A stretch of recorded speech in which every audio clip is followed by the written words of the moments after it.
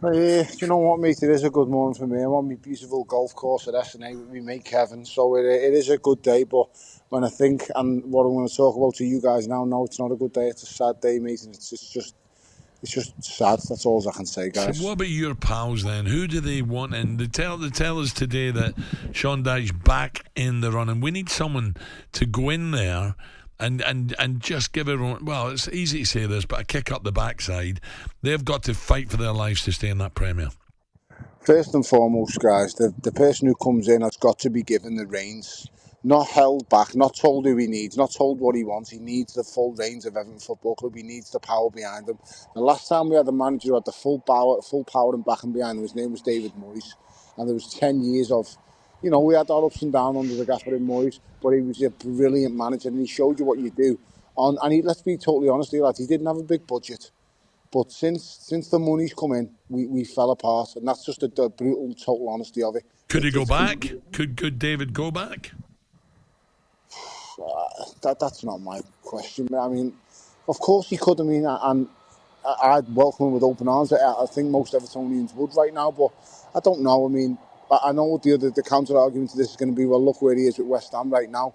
Well, look where West Ham were last season. They're in Europe, and the amount of games they're playing is now showing and having an effect on his squad and players because they just haven't got a big enough squad. If David Moyes had been given the money that has been spent in the last 6 years, believe you me, mate, Everton will be a consistent Champions League team. I do not care what anyone says.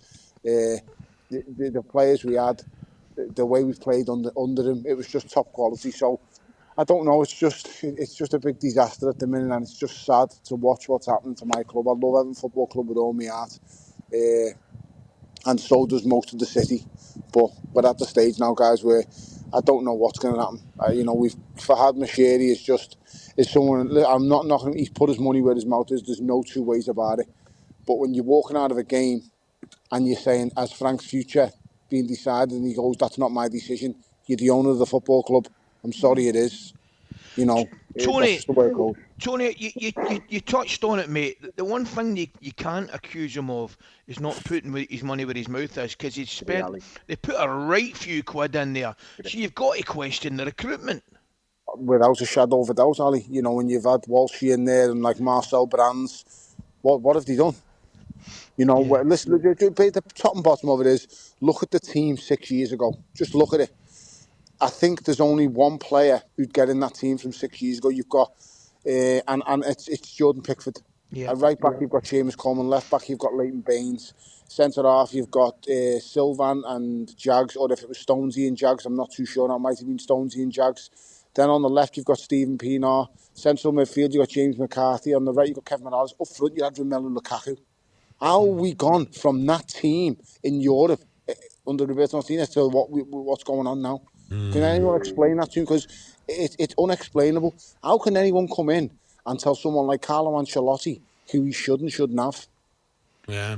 He's Carlo Ancelotti, mate. He's won the lot. He's telling him he should have. That's a puzzle. Football does that to you, though.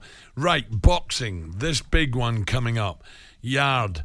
This is a top fight. Something's got to give, Tony. This is not going the distance, is it? Really good fight. Yeah, mate. I mean, if this one goes the distance, I'll walk down Lord Street with not a stitch on, mate. I'm telling you now, it's not going the distance.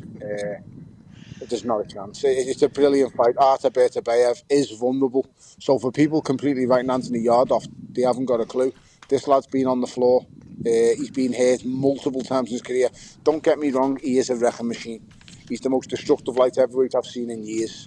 I'd probably say the most destructive I've seen since Adonis Stevenson with one punch. Unfortunately, I know all about that horror bag, but he was dangerous. As for Anthony Yard, he can be quality at times. He has the edge and the speed, and he's got better feet. But it's just the pure destructiveness of Artur. Has he got to start well, Tony Yard? Has he got to be in there? Anyone saying that let's just see how it goes and he can ride out a storm is talking nonsense. You've got to keep this guy, take centre ring straight away and keep him on a jab and match him. You cannot wait for this fella to tire. You wait for this fella to tire, you're going to be out within 4 rounds. He is not going to tire. He's dangerous. You've got to catch him and get his respect early. That's the way to beat him. I still think Callum Smith could beat Artur Beterbiev, but people will say, he's a Scouser, you're being biased, but that's just my opinion. But listen, he's a monster, guys. Make no two ways about it. talkSPORT Breakfast with Alan Brazil. Thursday and Friday morning, 6 till 10. On AM, on DAB, via the talkSPORT app and on your smart speaker. talkSPORT.